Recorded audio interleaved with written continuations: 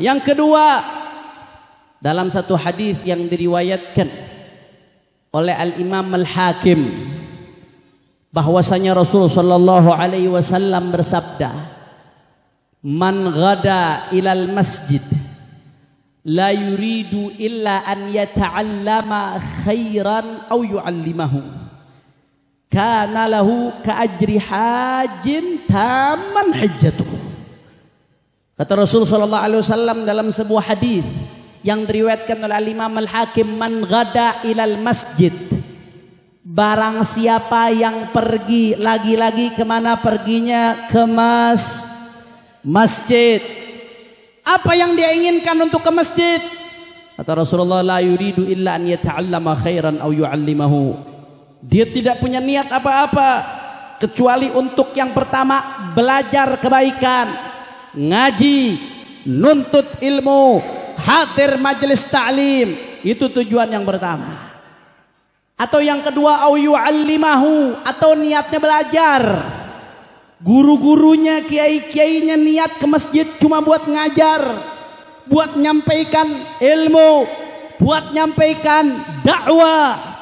Kata Nabi sallallahu alaihi wasallam, kana lahu ka ajri hajin taman hajjatuhu. Orang yang ke masjid tidak punya niat apa-apa kecuali untuk belajar atau mengajarkan kebaikan, maka dia mendapatkan pahala seperti pahala haji yang sempurna pahalanya, saudara. Masya Allah. Jawab yang jujur, lagi-lagi orang Bogor. Jawab yang kompak. Amalannya mudah atau tidak? Gampang atau tidak? Tapi jawab yang jujur. Pengajian di masjid-masjid dekat rumah kita sepi atau rame? Sepi atau rame? Kalau tablik akbar rame atau sepi? Tablik akbar bagus, tapi jangan tinggalkan itu pengajian di masjid-masjid. Kita nggak mungkin belajar wudhu dari tablik akbar, nggak mungkin, saudara. Betul? Nggak mungkin kita belajar cara sholat dari tablik akbar, nggak mungkin. Tablik akbar bagus, harus hidupkan, syiarkan. Tapi pengajian di masjid-masjid jangan sampai ditinggalkan. Nggak kalah penting itu, saudara. Di situ benteng umat, di situ pertahanan terakhir umat. Makanya nggak heran kalau Nabi Muhammad SAW mengatakan, barang siapa yang keluar dari rumahnya menuju masjid untuk belajar atau mengajarkan kebaikan, maka dia mendapatkan pahala haji yang sempurna pahalanya. Alhamdulillah. Kira-kira jelas atau tidak? Yang kedua, sadayana barantos ngartos. Alhamdulillah. Yang ketiga, saudara, dalam sebuah hadis yang diriwayatkan oleh Al-Imam Al-Bukhari, bahwasanya Rasulullah SAW pernah ditanyakan oleh salah seorang sahabat yang ekonominya bukan tergolong kalangan ekonomi mapan. Sahabat ini nanya kepada Rasulullah, "Ya Rasulullah, dhahaba ahlud duthur minal amwal bid-darajatil ula wan na'imil muqim, yusalluna kama nusalli wa yasumuna kama nasum wa lahum fadlu amwalin yahujjuna biha wa ya'tamirun wa yatasaddaqun wa yujahidun." Mereka tanya kepada Rasulullah, "Ya Rasulullah, orang-orang kaya itu enak ya Rasulullah. Kami iri dengan mereka, tapi irinya bukan iri urusan kayanya, bukan. Irinya iri apa? Kami iri ya Rasulullah.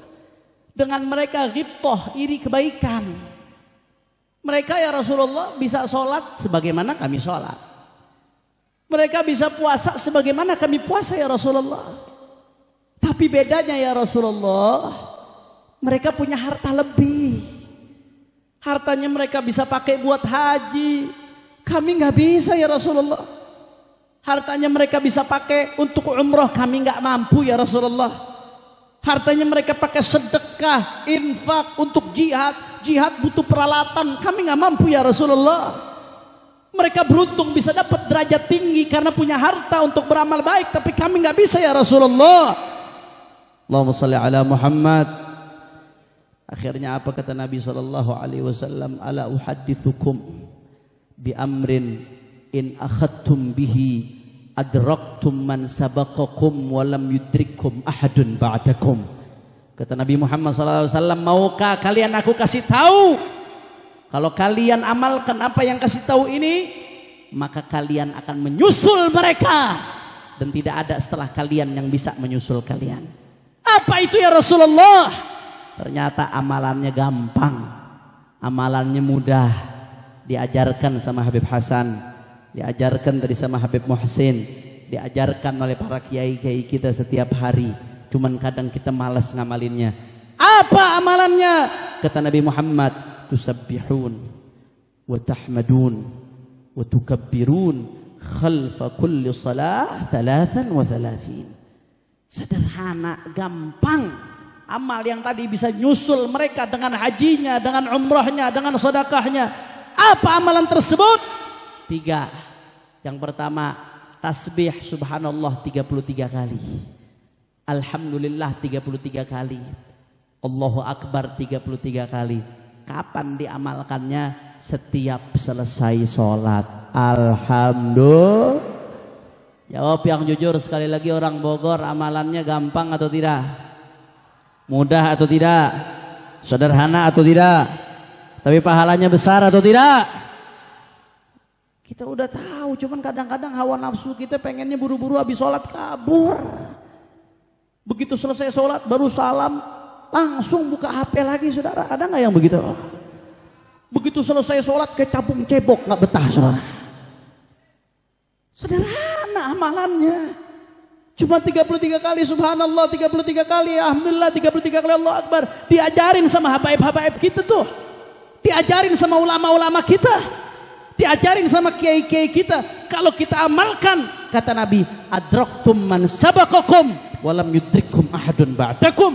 Kalian bisa nyusul orang-orang yang terdahulu, dan kalian tidak disusul oleh orang-orang setelah kalian.